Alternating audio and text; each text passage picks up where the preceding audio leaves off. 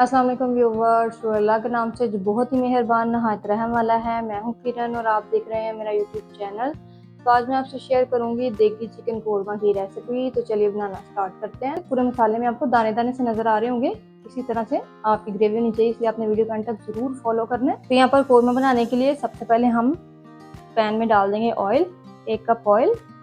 Total हम इसमें 2 cup oil शामिल करेंगे। ऑयल को आपने डालकर अच्छे से गर्म कर लेना है। अब ऑयल जब तक गर्म नहीं होगा आपने इसमें प्याज को ऐड नहीं करना। अगर आप स्टार्ट पर प्याज को ऐड कर देंगे ठंडे ऑयल में तो प्याज नरम पड़ जाएगी, फिर बाद में क्रिस्पी नहीं होगी।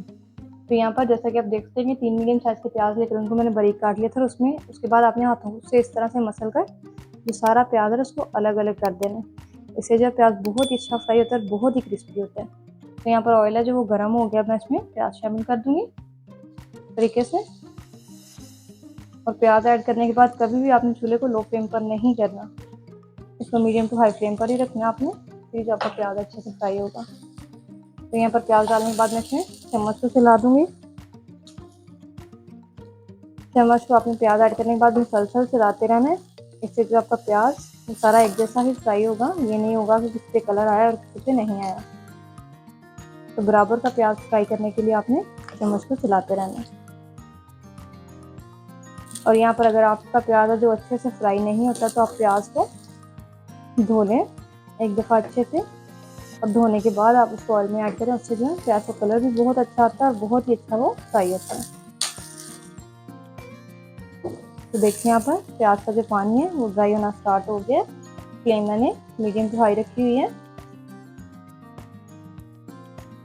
अगर आपकी प्याज अच्छे से फ्राई हो जाएगी ना तो आपका कोरमा बहुत ही मज़े का बनेगा, क्योंकि प्याज अच्छी फ्राई होगी तो फिर ही हमारा कोरमा जो वो दानेदार बनेगा। तरीके से इसको चम्मच चलाते हुए हम बराबर का फ्राई कर लेंगे। तो चलिए मिलते हैं हम 2 मिनट के बाद।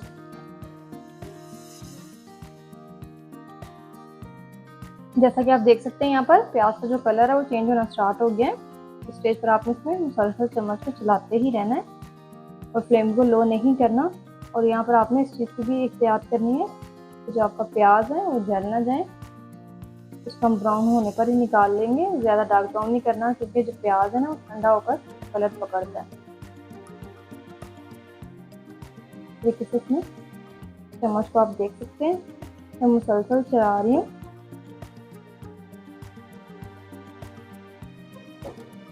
मुसलसल ही आपने इसमें चम्मच को चलाना है।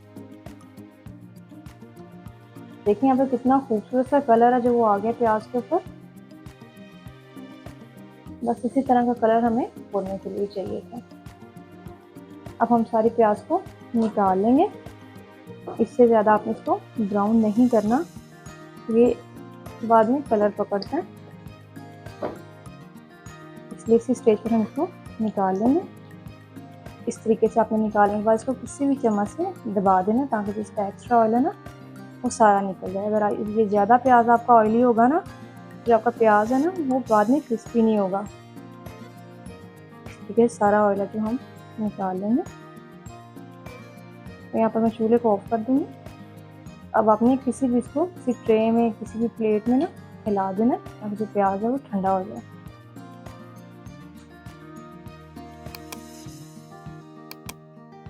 जैसे कि आप देख सकते हैं यहाँ पर हमने जो प्याज फ्राई किया था वो ठंडा हो गया। अब इस तरह से हाथों से मसल के आपने इसका पूरा बना लेना तरीके से, बहुत ही आसानी से बन जाता है। आप चाहें इसको ब्लेंडर में भी डालकर बना सकते हैं, लेकिन मैंने यहाँ पर जो कोरमा है उसको दानेदार बनाना है, इसलिए मैं इसको हाथों से ही अच्छे से इसका पूरा कर दूँगी। जैसा कि आप देख सकते हैं कि यहाँ पर हमने ले लिया दही, इसको इस तरह से मैं अच्छे से मिक्स करके इसकी जो फुटी है ना उसको ख़त्म कर दूँगी। तरीके से आपने अच्छे से मिक्स करना है। अगर यहाँ पर आप इसकी फुटियों को ख़त्म नहीं करेंगे ना तो आगे जाकर दही जब हम ऐड करेंगे ना कढ़ाई में फट जाएगा, और वो फटा फटा दही बहुत बुरा लगता है। इसलिए आपने पहले इसकी अच्छे से फुटियों को ख़त्म कर लेना। तो यहाँ पर फुटियाँ जो है ख़त्म हो गई हैं। अब हम इसमें ऐड कर देंगे मसाले जो कुछ हुई हैं। 1.5 टीस्पून यहाँ पर मैं नमक ऐड कर दूँगी। 1.5 टीस्पून लाल मिर्च का पाउडर ऐड कर देंगे। 1 टीस्पून हल्दी ऐड कर देंगे। 1.5 चम्मच में इसमें ऐड कर दूंगी खुश धनिया पाउडर, जो खाने वाला चम्मच होता है। कौरमे में आपने सूखा धनिया पाउडर है तो ज़रूर ऐड करना है। साथ ही हम इसमें ऐड कर देंगे यहाँ पर गरम मसाला 1 टीस्पून, और यहाँ पर 1 टीस्पून ही हम इसमें ऐड कर देंगे काली मिर्च का पाउडर। सारे मसालों को इसी तरीके से आपने मिक्स कर लेना। तरीके से अच्छे से हम इसको मिक्स कर लेंगे। तो यहाँ पर जो थोड़ी बहुत फुटियाँ रह गई होंगी ना दही में, जब हम मसालों को मिक्स करेंगे ना तो वो भी ख़त्म हो जाएंगी।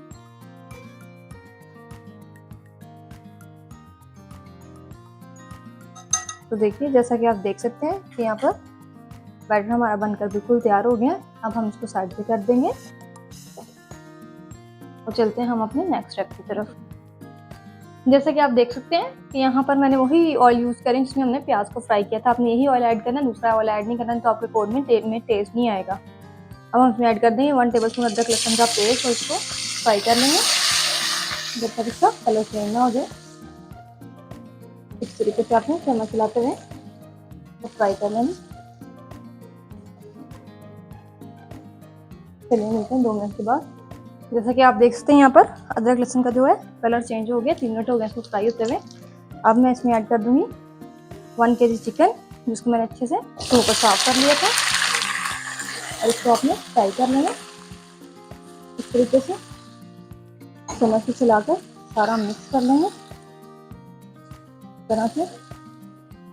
आपने इसको बहुत ज़्यादा फ्राई नहीं करना, जब जो चिकन है ना उसको कलर चेंज हो जाए, आपने इसको इतना ही फ्राई करना है। तो यहाँ पर आप देख सकते हैं इसका जो कलर है ना वो चेंज होना स्टार्ट हो गया। तो सिर्फ 3 मिनट ही लगेंगे इस चिकन का पूरा कलर चेंज होने में।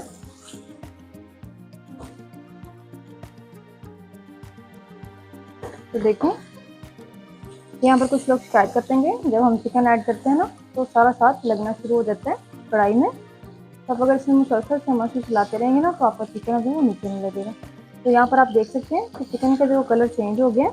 इस स्टेज में इसमें ऐड कर दूँगी साबुत गरम मसाला जो कुछ हुआ है, 2 यहाँ पर बड़ी इलायची हैं, 2 दालचीनी के टुकड़े हैं, 1/2 टीस्पून यहाँ पर मैं ऐड करूँ धनिया जीरा, और साथ ही हम इसमें ऐड कर देंगे 4 लौंग।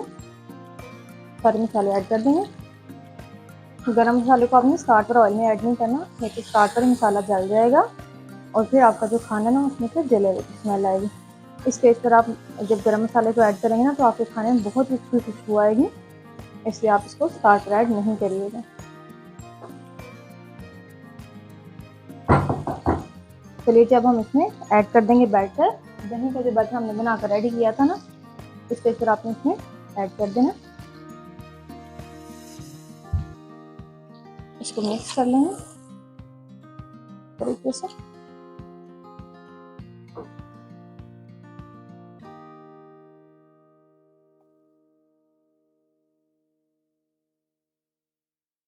यहाँ पर जो बाकी का बैटर लगा हुआ था ना बाउल में, उसमें मैं थोड़ा सा पानी ऐड करके इसमें ऐड कर दूंगी। इस तरीके से इसको मिक्स कर लेंगे। अब आपने क्या करना है, इसको लो फ्लेम पर आपने 15 मिनट पका लेना ताकि चिकन है जो वो अच्छे से गल जाए। तो यहाँ पर मैं इसको कवर कर दूंगी और 15 मिनट में कवर करके हम इसको रख देंगे। चलिए मिलते हैं 15 मिनट के बाद।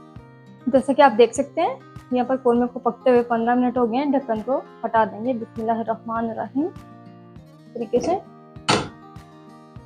तो यहाँ पर आप देख सकते हैं दही ने काफ़ी ज़्यादा पानी छोड़ दिया था, और उसी पानी में जो चिकन है ना वो अच्छे से गल कर तैयार हो गया और ऑयल भी इसका ऊपर आना स्टार्ट हो गया। तो यहाँ पर अब हम इसको साइड पे कर देंगे क्योंकि हमें इसमें इतनी ग्रेवी तो रखनी है, तो इसलिए अब हम इसको साइड पे कर देंगे और इसका तड़का तैयार कर लेंगे।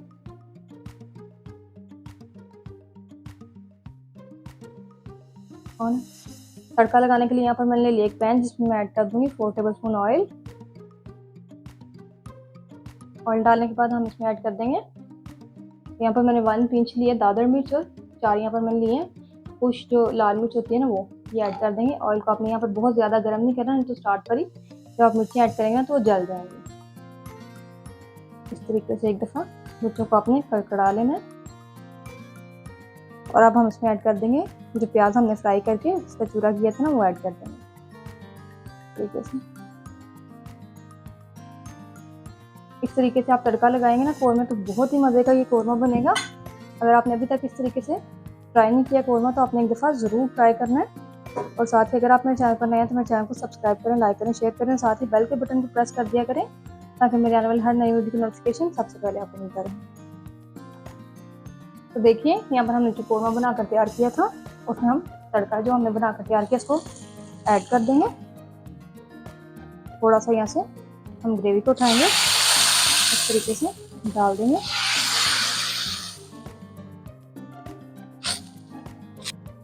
तड़का डालने के बाद यहाँ पर मैंने चूल्हे को ऑन कर दिया। अब हम इसको मिक्स कर लेंगे और 5 मिनट तक पका लेंगे इस तरीके से।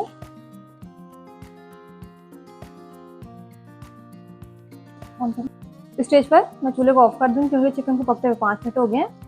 तो यहाँ पर मैं आपको दिखाती हूँ कि देखें कौरमा हमारा जो किस तरह से दानेदार बनकर तैयार हुआ है। यहाँ पर आप देख सकते हैं।